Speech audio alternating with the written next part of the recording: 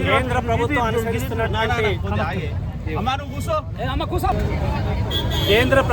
అనుసరిస్తున్నటువంటి కార్మిక రైతు ప్రజా వ్యతిరేక విధానాలు నిరసిస్తూ ఆనాడు 1942లో మరి మన దేశానికి సంపూర్ణ స్వాతంత్రం కావాలని మరి ఆ రోజు క్విట్ ఇండియా ఉద్యమాన్ని ప్రారంభించడం జరిగింది. మరి అదే మాదిరిగా ఈరోజు మొత్తం పెట్టుబడిదారులకి ఈ దేశ సంపద మొత్తం దోసిపెడుతున్నటువంటి పరిస్థితి ఉంది.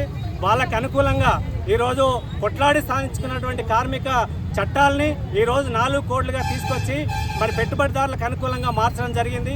కార్మికులకి యూనియన్ పెట్టుకునే రైట్ లేదు, ఈఎస్ఐ లేదు, పిఎఫ్ లేదు, అట్లాగే కనీస వేతనాన్ని అమలు చేయడానికి కూడా సిద్ధపడట్లేదు. 8 గంటల పనిదినాల నుంచి 12 గంటలకు ఈరోజు పెంచి చట్టాన్ని తీసుకురావడం జరిగింది. అంతేకాదు ఈరోజు వేలాది మంది, లక్షలాది మంది ప్రజలకు ఉపయోగపడేటటువంటి జాతీయ గ్రామీణ ఉపాధి హామీ చట్టాన్ని మార్చి ఈరోజు బీవీ గ్రామ్జీ అనే చట్టాన్ని తీసుకొచ్చింది. దీనివల్ల మొత్తం 40% రాష్ట్ర ప్రభుత్వ నిధులు కేటాయిస్తే తప్ప ఈ పని నడుస్తుంది, లేకపోతే ఈ పని మొత్తం కూడా మూలకపడేటటువంటి పరిస్థితి ఉంది. అందుకే జాతీయ గ్రామీణ ఉపాధి హామీ చట్టాన్ని యథావిధి కొనసాగించాలని డిమాండ్ చేస్తూ ఉన్నాం. అది కాకుండా ఈరోజు రైతాంగానికి ఆరుగాలం కష్టపడి పంట పండిస్తూ ఉన్నారు. ఒకవైపు వర్షాలు వచ్చి ఇబ్బందులు పడుతూ ఉన్నాయి, అదే మాదిరిగా ఎండగొట్టి ఈరోజు పంటంతా కూడా ఎండిపోతున్నటువంటి పరిస్థితి ఉంది.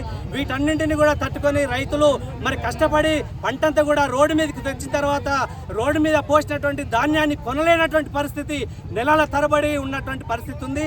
దానికి అకాల వర్షాల వల్ల రైతులు పండించినటువంటి పంటంతా కూడా కొట్టుకుపోయినటువంటి పరిస్థితి ఉంది. కానీ ప్రభుత్వం మద్దతు ధర ఇవ్వకుండా ఈరోజు కాలయాపన చేస్తూ ఉంది. అందుకే ఈరోజు రైతులందరూ కూడా మద్దతు ధర ఇవ్వాలని కోరుతా ఉన్నాం. అంతేకాదు ఈరోజు నామమాత్రంగా ఈరోజు మద్దతు ధర కేంద్ర ప్రభుత్వం 10 రూపాయలు, 20 రూపాయలు, 50 రూపాయలు, 100 రూపాయలు పెంచింది.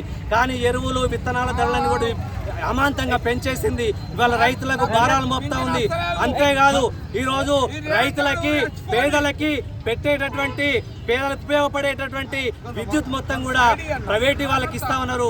ఈ ప్రైవేట్ వాళ్ళకి ఇవ్వడం వల్ల మొత్తం వాళ్ళ ఆదాయం పెంచుకోవడానికి స్మార్ట్ మీటర్లు తీసుకొస్తా ఉన్నారు. ఈ స్మార్ట్ మీటర్ల వల్ల మరి రైతులకి, పేదలకి నష్టం జరుగుతుంది. కాబట్టి ఈ స్మార్ట్ మీటర్లను రద్దు చేసుకోవాలని చెప్పేసి డిమాండ్ చేస్తా ఉన్నారు. మీ అందరికీ కూడా పేరు పేరున ధన్యవాదాలు తెలియజేస్తా ఉన్నాం. అదే మాదిరిగా ఈరోజు ఆటో డ్రైవర్లకు కూడా